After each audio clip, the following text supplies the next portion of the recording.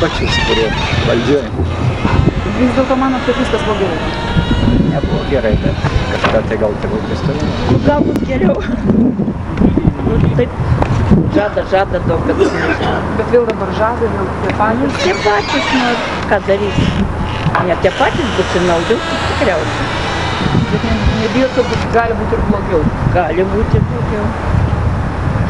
Lauksim, žiūrėsim. Kas bus, pamatysim. Vienom partijom nusivylę esam, aš bent asmeniškai. O kitos naujos labai neaiškių daug. Taip, šiaip pasirinkimas tai kaip visad nemažas, bet sakau. Bet rinktis neryšku. 4 metus jeigu vyriausybė šitai, nu, negalima sakyti, labai blogai dirbo, bet dirbo bent jau ne pensininko naudai šis iki. Va, ir buvo lygtai žadėta praėjusiais metais grąžinti atimtas iš mūsų pensijos, jų to neįvyko.